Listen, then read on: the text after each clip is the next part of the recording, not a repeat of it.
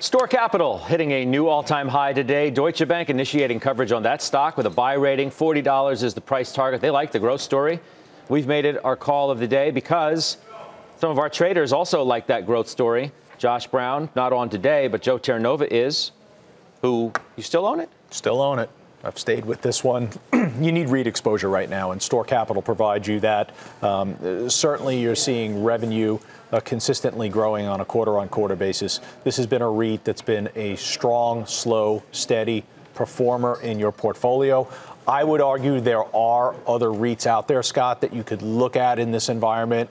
Prologis, which is ticker symbol PLD, that's a name that I would look at.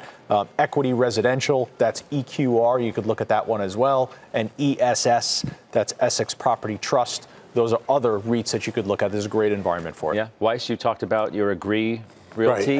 Right. So the thing that worries, Store's done a great job, the management's good, but the thing that worries me about it is that you're also buying a credit play. And so it's great when credit spreads are tight and the market's doing what it's doing. And of course they say that we use technology and algos to understand what the tenant vacancies are going to be. All that falls apart. It's like Mike Tyson says, you have a great plan until you get smacked in the face. Right. So if the economy does come down, this will be one of the most vulnerable out there. That's my concern. What about you guys? REITs? Well, in this particular one in Store, what I like about them is the management team. I mean, you know, when I'm breaking down stocks and you're always looking for quality, I start with management, then I go to the fundamental story. Fundamentals are there, although you look at it, it might be trading a little bit rich right now.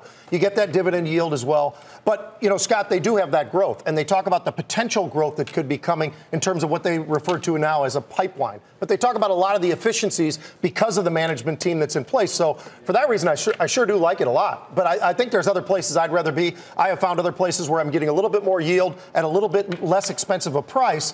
And I would directly go to some of these pipeline companies, for instance, which I know, totally different sector. But if that's what you're looking for is yields and all the rest of it, look at a Kinder Morgan right now. Do you know Richard Kinder just bought another $8 million worth of that stock? That just shows you the commitment there. All he does is buy back his own stock, and this is a company that's still delivering some dividend yield.